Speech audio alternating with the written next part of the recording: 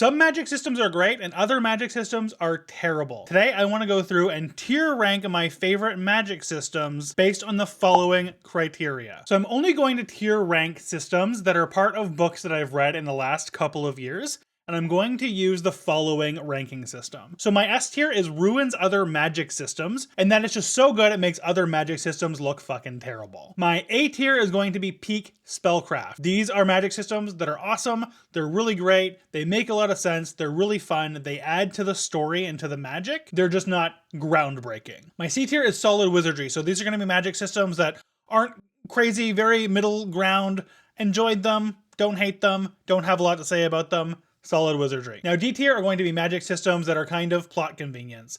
The magic that is there, never really explained, doesn't really blow me away, and seems like it's really only there to move the story forward and be convenient. And then my bottom tier is because magic. Like, there's absolutely no reason for this to be here. The magic system doesn't really make any sense. It's not really adding anything to the story. It's just magic because magic. Now, first up on the tier ranking list, we have Name of the Wind by Patrick Rothfuss. I don't know where I want to put this one right now. Anyone who watches this channel knows that I'm not a big Name of the Wind fan. I don't really get it. I feel like nothing really happens in the entire book. I wasn't really blown away. The characters are fine. The world is fine. I don't understand.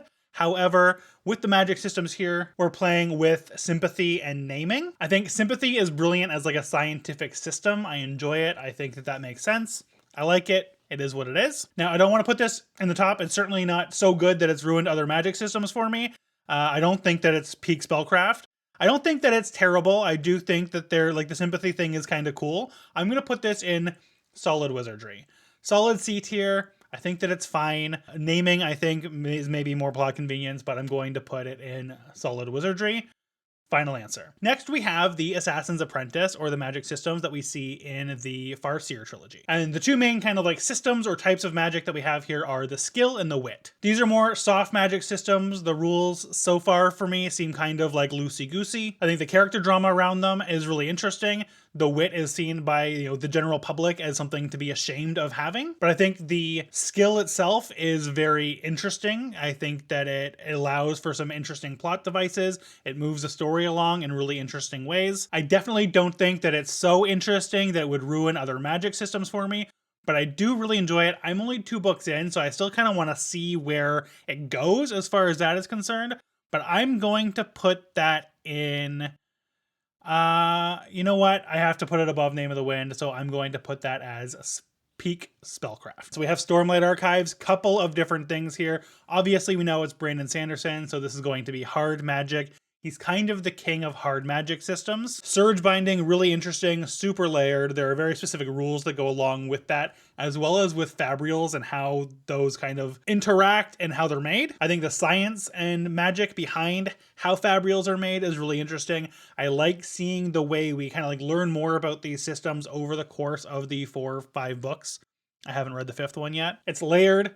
It's endlessly expandable. I think the very sheer depth of the magic system has to put it in ruins other magic systems. Like, there just aren't other magic systems like surge binding, like fabrials, like the Stormlight Archives. It's kind of in a league of its own. I'm going to put this in ruins other magic systems. Ooh, okay. So next we have Dungeon Crawler Carl. So I included this because, I mean, there is obviously magic in Dungeon Crawler Carl, and there are rules to the magic in that, like, each of the different spells and things have hard rules around them, but the rules are often disguised as kind of like fun and comedy. So it's like this really interesting mix of soft magic and hard magic. It obviously borrows a lot from existing magic systems and existing rules around magic, from tabletop RPGs, from things like World of Warcraft, Diablo, that kind of thing. So it is its own thing. It kind of like puts its own spin on everything. This might be a hot take, but I think I'm going to... I have to put it in peak spellcraft. I have to, because it's taking already peak spellcraft from other systems and from other areas, and it's putting its own spin on them, and it's making them really fun. And that's what I want in a book. I want it to move the plot around. I want it to, move the plot along. I want to have a really fun time with it. I want to be able to understand it, but I also like the fact that, you can still play around with it. You can bend the rules a little bit with Dungeon Crawler Carl. Okay, so next we have Shadow of the Gods, or the Bloodsworn Saga by Gwynne. I absolutely love this world. If you haven't read the Bloodsworn Saga yet, I highly, highly, highly recommend it. But what we're playing with here is essentially rune magic and blood god gifts. Like, so the talents and the skills that you get by being related to one of the major gods and how that kind of affects your abilities. So you have like thralls who have their own types of power depending on the type of thrall that they are.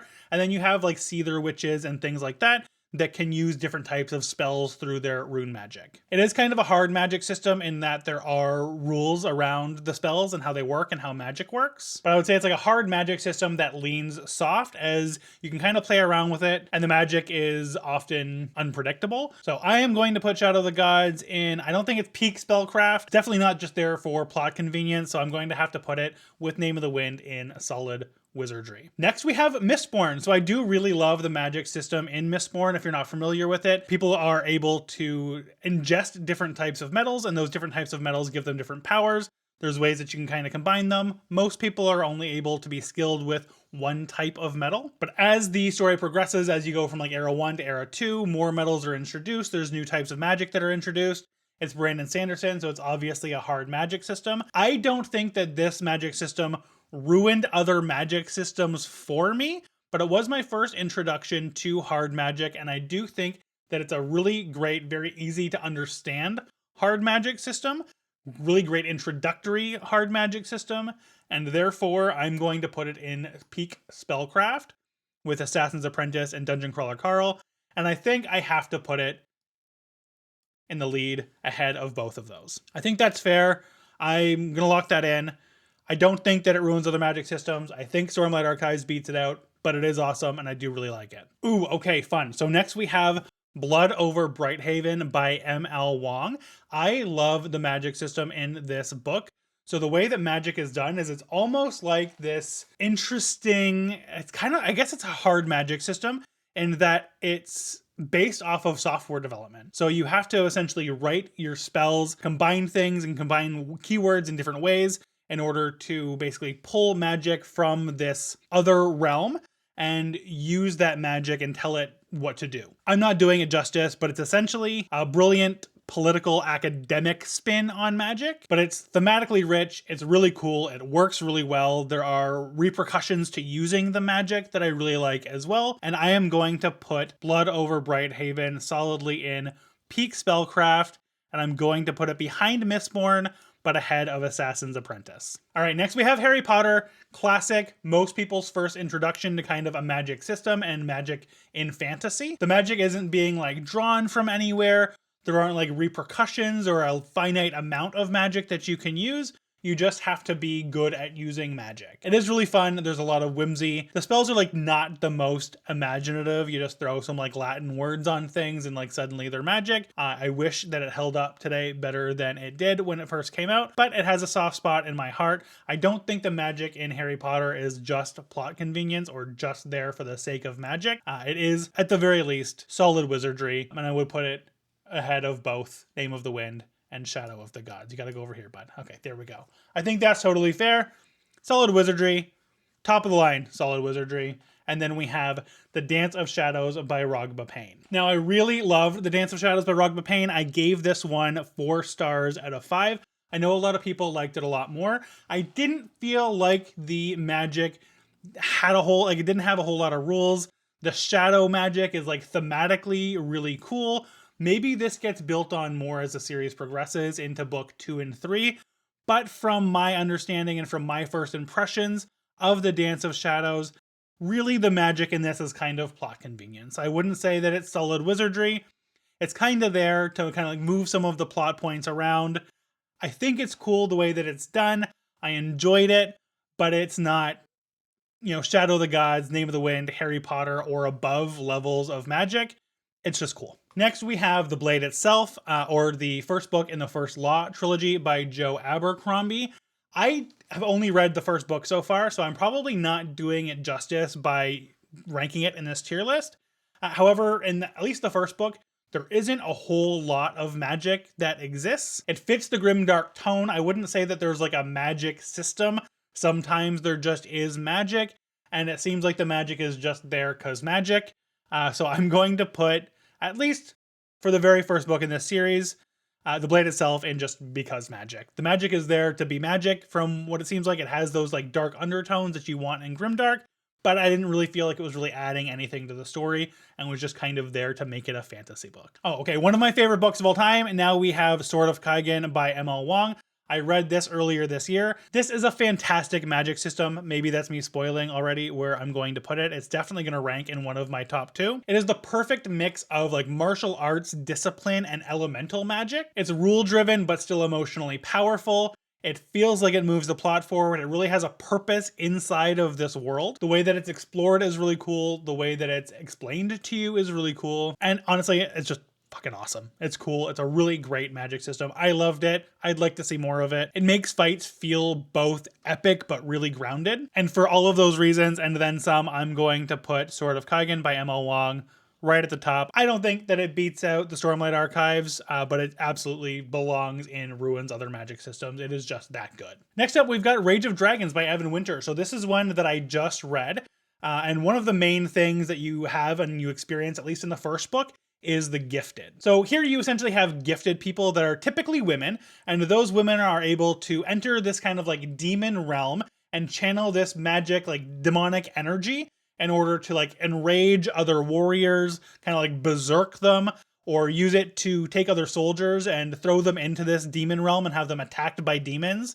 There are a lot of different ways that this kind of magic can be used. I would say it's kind of like a hard magic system in that it's like a rules-based, war-driven type of magic. It works really great in combat, but we haven't really seen it, at least in the first book, outside of that very much. So I wouldn't say that it's peak spellcraft, but I would very comfortably put it in solid wizardry. I'm looking forward to seeing how that's kind of expanded on in the following books when I get to books 2, 3, and beyond. All right, so now we have the Devils by Joe Abercrombie. I'm including this because I read it this year and magic does exist, as there's this like demonic infernal sorcery that kind of exists in this world. But the way that it works, especially at least within this first book of the new series, is that it's really just like pure vibes. There's no real rules. It's intentionally chaotic. It exists for the sake of existing, and it's really just because magic. Which is a fun segue now that we have Lord of the Rings. So Lord of the Rings is also kind of because magic-y. While it is like the grandfather of all fantasy, the magic kind of exists just for the sake of existing. There's no real rules. It's kind of like Harry Potter in that it's like very like vibes based. Yes, the magic does do things to move the plot around. I do think that it's a little bit plot convenience, if I'm being honest. But again, I haven't finished Lord of the Rings, so I'm really basing this just off of book 1. And you know, it very well may expand beyond that. Should I be ranking it having not finished it yet? Maybe not, but this is my video and I'm gonna rank it anyways. I don't think, I can't put Harry Potter in solid wizardry and then not put Lord of the Rings there. Lord of the Rings, so I'm gonna put it right at the front. I'm going to put it at the front of solid wizardry. The magic is fun. I think it exists for a good reason. I think some of it's plot convenience for sure, but I mean, it's certainly a better magic system and has better magic and better moments than Harry Potter, Name of the Wind, Shout of the Gods, Rage of Dragons. I think it belongs in solid wizardry. That's where it's going to go. Final answer. Last one that we have, A Darker Shade of Magic by V.E. Schwab. This is one that I know a lot of people don't really love. I really love this book. This is one of the fantasy books or fantasy series that kind of like really got me back into reading after a very long reading slump. So it holds a bit of a special place in my heart. Here we essentially have Antari like blood magic. I'm not going to like go into spoilers, but there is sort of like a softish, hardish kind of like magic system that exists here. And then you also have the ability to kind of like go back and forth between different levels and different colors of London. So you're able to almost like world hop between different versions of the city of London, which is certainly part of the magic system as well, and gives you a really interesting way to kind of like navigate this universe. I think I would classify it as a hard magic system, leaning soft. It does have great rules, but they're not super intricate like you get from a Brandon Sanderson, but I think it's still a really fun, really interesting magic system that I enjoyed spending time with. And I think for that reason, I'm not going to put it into Ruin's other magic systems. I am going to put it into peak spellcraft, and I think I'm going to put it between Assassin's Apprentice and Dungeon Crawler Carl. It's not better than Mistborn or Blood over Brighthaven, but it is still an excellent, really fun magic system. And there you have it, my very first ever ranking or tier list of anything ever. decided to do magic systems. I had a lot of fun doing this. Let me know what you think. Do you agree with my rankings of these systems? If not, what would you change? Let me know in the comments below. If you'd like to see more of this type of video, also let me know in the comments below. I appreciate you being here. Please like, comment, and subscribe. We also have a really awesome Discord community that's continuing to grow with more and more active members, including a really cool community of creators as well. You can join that at any time. You don't need to sign up to any sort of like special list or Patreon. The link is in the description as well. I appreciate you guys. I thank you so much for watching. Reading is a treat, and so am I. Goodbye.